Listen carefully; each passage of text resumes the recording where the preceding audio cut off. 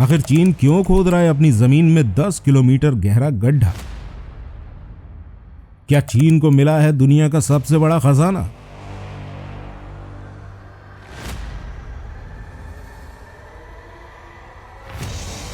दोस्तों, चीन दुनिया की दूसरी सबसे बड़ी इकोनॉमी है जो अक्सर अपने कारनामों से दुनिया को चौंकाता रहता है। यही चीन अब जमीन में 10 किलोमीटर गड्ढा खोद रहा है। चीन ने अपने इस काम की शुरुआत 30 मई 2023 को ही कर दी थी और चीन का दावा था कि वो 1.5 साल के अंदर यानी कि साल 2025 में अपने टारगेट को कंप्लीट कर देगा।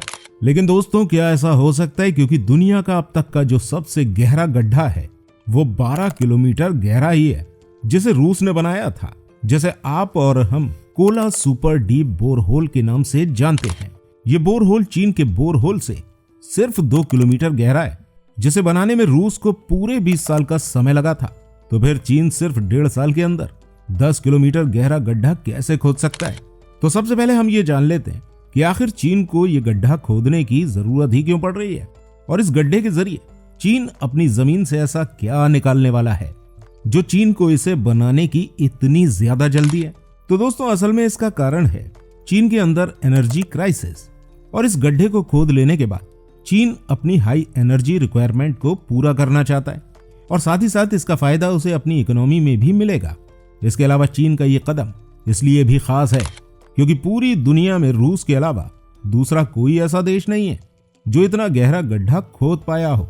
अगर हम सऊदी अरब के डीपेस्ट ऑयल बोरहोल की बात करते हैं, वो भी सिर्फ 4000 फीट ही गहरा है, और ये गड्ढा भी सऊदी अरब ने इसलिए खोदा है क्योंकि उसे अपनी जमीन से ऑयल निकालना था। लेकिन चीन के पास ऐसा क्या है जो चीन यहाँ ये गड्ढा कर रहा है? क्या चीन को भी अपनी जमीन के अंदर से तेल के खजाने मिल चुके हैं?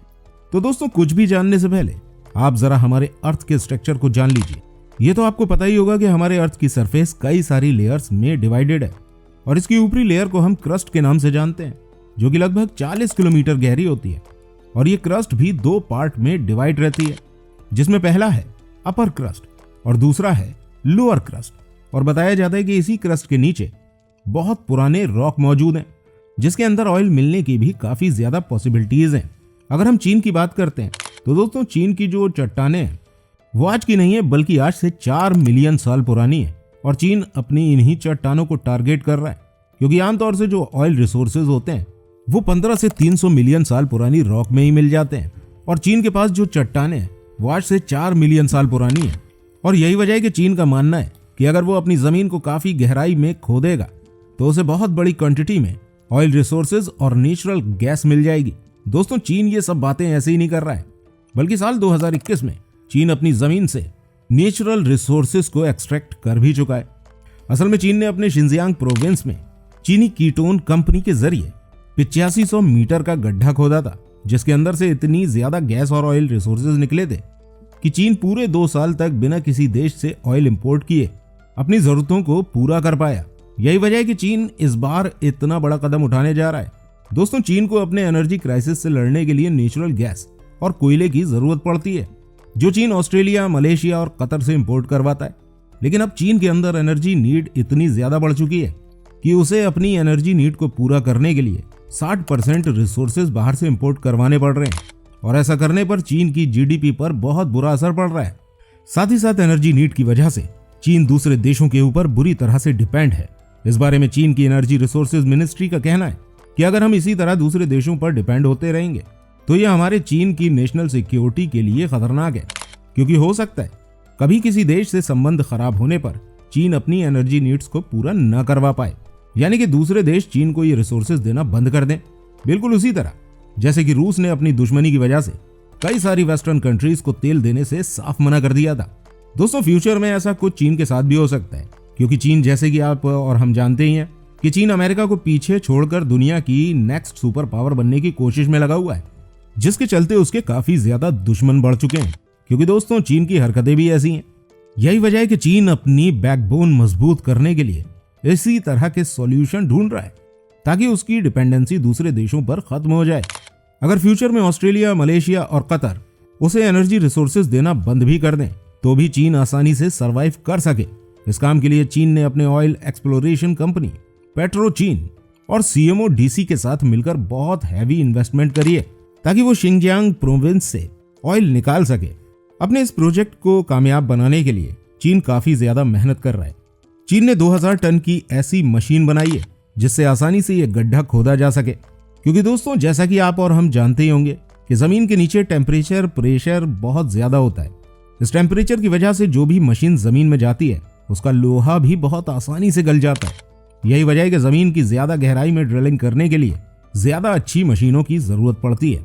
रूस ने अपना बोर होल खोदने के लिए जिस मशीन का इस्तेमाल किया था ये 180 डिग्री सेल्सियस के टेम्परेचर को झेल सकती थी, लेकिन अब चीन ने जो मशीन बनाई है वो 200 डिग्री सेल्सियस के टेम्परेचर को झेलने के काबिल है। और अगर हम बात करते हैं प्रेशर की, तो इस मशीन को Kola super deep bore hole के मुकाबले 1300 गुना ज्यादा प्रेशर को झेलने की ताकत दी गई है। चीन की बनाई गई ये मशीन काफी ज्यादा एडवांस है और ये काम भी बहुत ज्यादा तेज करेगी। इसी मशीन के दम पर चीन सिर्फ 1.5 साल के अंदर अपने इस प्रोजेक्ट को खत्म करने का दावा कर रहा है। और दोस्तों सिर्फ शिनजियांग प्रोविंस ही नहीं, बल्कि इसके अलावा भी चीन अपने पूरे देश में कई सारे ऐसे सर्वे कंडक्ट करवा रहा है जिससे कि वो नेचुरल रिसोर्सेज को ढूंढ पाए। चीन ने अपने सभी इंफॉर्मेशन को काफी ज्यादा सीक्रेट रखा है। यही वजह है कि इन सब प्रोग्राम की डिटेल कहीं भी अवेलेबल नहीं है। और ऐसा करने का कारण ये भी है क्योंकि हमारे इतिहास में इस तरह के प्रोजेक्ट ज्यादातर फेल ही हुए हैं। अगर आप कोल्ड वॉर के समय की बात करते हैं तो दोस्तों उस वक्त यूएस और यूएसएसआर अपना डोमिनेंस दिखाने के लिए स्पेस रेस में एक दूसरे के साथ कंपटीशन कर रहे थे और धीरे धीरे इनका ये कंपटीशन स्पेस से जमीन पर भी आ गया, जिसकी वजह से इन दोनों ही देशों ने जमीन के अंदर गड्ढा खोदना शुरू कर दिया। जहां एक तरफ रूस को 12 किलोमीटर तक का गड्ढा खोदने में 20 साल लग गए, वहीं दूसरी तरफ यूएस ने इस गड्ढे को खोदने के लिए एक शॉर्टकट अपनाया। यूएस ने जमीन को छोड़कर पैसिफिक ओशन में ड्रिलिंग करना शुरू कर दी। ऐसा करने का कारण यह था क्योंकि लैंड पर ओशियन के मुकाबले क्रस्ट की मोटाई ज्यादा होती है, जबकि ओशन फ्लोर पर कम रहती है। लेकिन यूएस अपने प्लान में कामयाब नहीं हो पाया।